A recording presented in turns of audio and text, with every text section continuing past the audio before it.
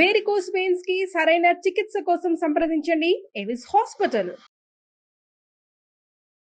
నమస్తే రమ్య. నమస్తే జయ. చందమామ కథ ఏదైనా చెప్తారా? దేవుడి సాక్ష్యం కథ చెప్పు. దేవుడి సాక్ష్యమా? దేవుడే సాక్షి. ఓ, దేవుడే సాక్షి కథ చాలా వాటికి అంతే కదా. బాగుంటుంది. చిట్టి కథ మంచి సరదాగా ఉంటుంది. ఒక ఊళ్ళోనట గోవిందప్ప అని ఒక ప్రఖ్యాతుడైన దొంగ ఉన్నట్టు. వాడు దొంగతనాల్లో అందవేసిన చెయ్యి అయింది. మామూలు వాడు కాదు. కంటికి తెలియకుండా పాపాలు తీసేస్తాడనమాట. కొంతమంది ఉంటారు అట్లా చల్లగా చేసేస్తారు. అయితే ఈ గోవిందప్పకి ముందు వెనక ఎవరు లేరు, కానీ ఓ చెల్లెలు ఉండేది. చెల్లెలకు ఒక కొడుకున్నాడు, వాడి పేరు దేవుడు. అయితే ఆ చెల్లెలు ఏం చేసింది, వీడు కొంచెం చురుకైన వాడు, దేవుడు సహజంగా చురుకైన వాడు, మావయ్య దగ్గరికి వెళ్ళి కుల విద్య నేర్చుకోమని పంపించింది. పాత రోజుల్లో కులవృత్తిగా దొంగతనం ఉండేవాళ్ళట.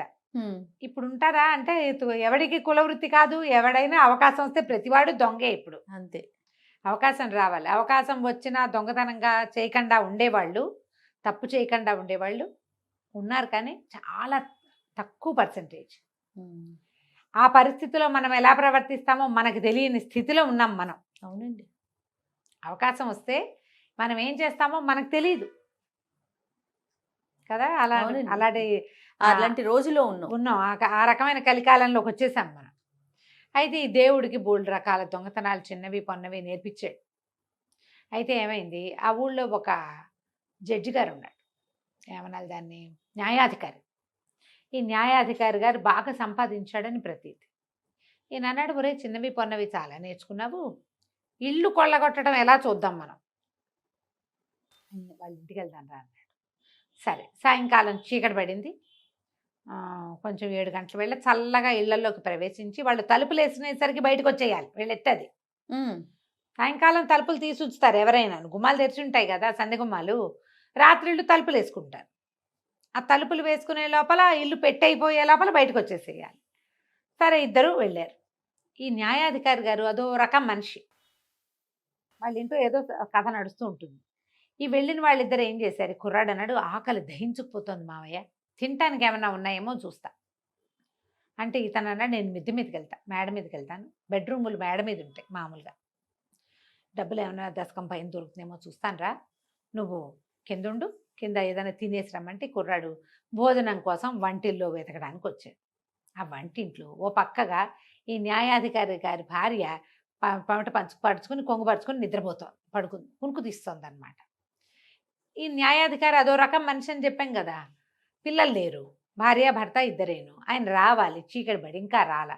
ఆ రోజు ఏమైంది, ఏకాదశి. వీళ్ళు పొద్దునుంచి ఉపవాసం ఉన్నారు భార్యాభర్త. సాయంకాలం సాధారణంగా పలహారం చేసుకుంటారమ్మా చాలామంది ఇళ్లలో.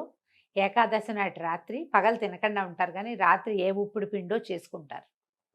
కొంతమంది మధ్యాహ్నం తిని రాత్రి ఏమీ చేసుకోకుండా ఉండేవాళ్ళు కనపడతారు. పూర్వకాలం అంతా సాయంకాలం ఏదో చేసుకునేవాళ్ళు. ఆవిడ ఏం చేసిందట, 8 అట్లు పోసింది, మినపట్లు అంటే దోశలు.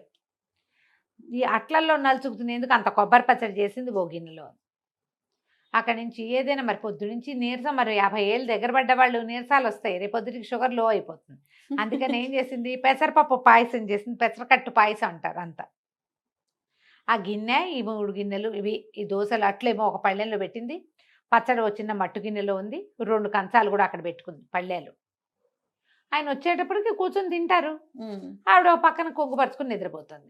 మనవాడు ఏం చేశాడు, కొంచెం ఆవిడ కనపడకుండా కంచాటుగా కూర్చుని అట్లు ఆ పళ్ళెని దగ్గరికి లాక్కున్నాడు, పచ్చడి వడ్డించుకున్నాడు. ఆ 8 దోశలు అయిపోయినాయి, తినేసాడు. అక్కడి నుంచి మూత కదిలేసరికల్లా పెసరకట్టు పాయసంలో మనం ఏం వేస్తాం, జీడిపప్పు కిస్మిస్ కాస్త ఏలక్కాయలు వేస్తారు. ఘుమఘుమలాడుతుంది. తీపి బెల్లము ఏలక్కాయ తగిలిందంటే ఇక అసలు జిహ్వ లేచిపోతుంది. వీడు శుభ్రంగా పెసరకట్టు పాయసం ఉంచుకుని తాగేసాడు మొత్తం. కుర్రాడు కదా, ఒక 20-25 ఏళ్ళు ఉంటాయి. పెద్దవాళ్ళు ఇద్దరు తినగలిగేది, కుర్రాడు ఒకడు అవలీలగా తినేస్తాడు. పోసేసాడు మొత్తం. పోసేసి ఏం చేశాడు, ఈ లోపల వాకిట్లో చప్పుడే. వీడు ఒక్క గంతుతోటి వంటింట్లో ఒక అటకుంటే దాని మీదకి ఎక్కేసాడు. ఎక్కి కూర్చున్నాడు.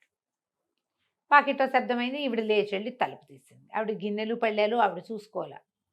తలుపు తీగానే న్యాయవాది మన న్యాయమూర్తి గారు లోపలికి వచ్చాడు. లోపలికి వచ్చి, ఏమైనా పలహారం చేసావా అన్నాడు. చేశానండి, కాళ్ళు చేతులు కడుక్కురండి అంది. ఆయన అట్ట పెరట్లోకి వెళ్ళాడు, కాళ్ళు చేతులు కడుక్కున్నాడు. మిద్దె మీద వెతుకుతున్న మామయ్య గోవిందప్ప గారు వెతుక్కుంటూనే ఉన్నాడు. మనిషి వస్తున్నాడని అటకెక్కాడు ఆ మేనల్లుడు. ఆయనకేం దొరకల. ఏం చేద్దాము అని కిందకి రాబోతుంటే మనుషులు పోలకవు కనపడుతోంది. ఏం చేశాడు, ఆ జాగ్రత్తగా దిగి బయట నుంచున్నాడు. కనపడకుండా దబదబా దిగైపోసి మానేశాడు. నిదానంగా దిగాడు. ఈ లోపల నేను పెరట్లోంచి కాళ్ళు కడుక్కొచ్చి వచ్చి వంటింటో పళ్ళని లాక్కుని కూర్చున్నాడు. మూతీస్తే ఏముంది, గిన్నె ఖాళీ. ఏం చేసావే నీ మొహమండా అన్నాడు. ఏం చేయటం ఏమిటి, పెసరకట్టు పాయసం ఉండాను మీరు చెప్పారని అట్లు పోసాను, ఇదిగో అని అట్ల మూతీసింది. అట్లు లేవు, పచ్చడి లేదు, పెసరకట్టు లేదు. అయ్యో అయ్యో ఎటైపోయినాయండి అంది ఆవిడ. అనగానే నీ మొహమండా, నిద్ర మొహాన్ని అన్నీ తినేసి ఉంటావు అని తిట్టడం మొదలుపెట్టాడు ఆయన. రామాహరి, నేనెందుకు తింటానండి, 8 అట్లు పోసా, కొబ్బరి పచ్చడి చేశా, మీకు ఇష్టమైన ఎండుమిరపకాయలు పచ్చిమిరపకాయలు 2 వేసా, పచ్చడి నూరిన రోజులు ఇంకా కడగనే లేదు, పెసరకట్టు పాయసం వండాను, పొయ్యి ఇంకా ఆరనే లేదు, తెచ్చి ఇక్కడ పెట్టాను, కాళ్ళు పీక్కొస్తున్నాయని పడుకున్నానండి, తలుపు కొడితే లేచా, నేను తినలేదు రామాహరి అంటుంది. నువ్వు తినకపోతే ఎవడు తింటాడు, గిన్నె అయితే కనపడుతోంది, పక్కన పళ్ళె ఉంది, వీడు ఎంగిల్ చేసింది, ఎంగిల్ పళ్ళెం కనపడుతుంది, తిన్నావు నువ్వు అని ఆయన అరుపుల కేకలు. ఆవిడ లబోది బోమని కేకలు పెట్టింది. దేవుడే సాక్ష్యం, దేవుడే సాక్ష్యం అంటుంది ఆవిడ. అనేసరికి ఈయన మూలనన్న ఒక దుడ్డు కర్ర లాంటి చేతు తీసి పెళ్ళాన్ని కొట్టబోయినాడు. అయ్యో, కొట్టబోతే వీడు పైన కూర్చున్నాడు కదా, ఆవిడేమో దేవుడే సాక్షి అంటోంది, అంటే మనమే. అదే వీడు ఒక్క దూకు దూకాడు పైనుంచి. ఆవిడ కొడతామేమిటి బుద్ధి లేకుండా, దేవుడే సాక్ష్యం అని చెప్తోందా, నేనే దేవుణ్ణి, తిన్నాను అవన్నీ. తినేశాను 8 అట్లు, కొబ్బరి పచ్చడి వేసుకున్నా, బాగుంది, తినేసా.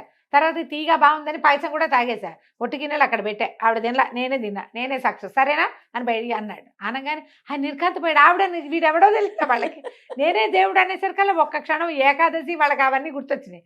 ఈ లోపల ఏమైంది, వీడు గొంతు ఎప్పుడో గైగేయమని వినపడేసరికల్లా ఆ మావయ్య బయట నుంచి ఒరే దేవుడు అన్నాడు, వస్తున్నా అని పరిగెత్తుకుంటూ వెళ్ళిపోయాడు.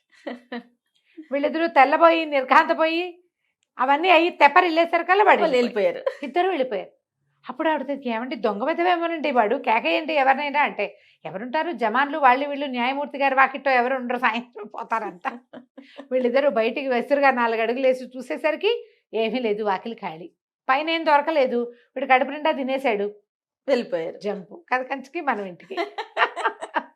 చక్క సృష్టిగా భోజనం చేశాడు, వెళ్ళిపోయాడు అంతే. మనం అలా దొంగలు వచ్చి భోజనాలు చేసిన కథలు ఎన్నో కథలు సినిమాలలో కూడా కనపడతాయి. అవును, వాటన్ని కథలకి ఆద్యము చందమామ కథలే.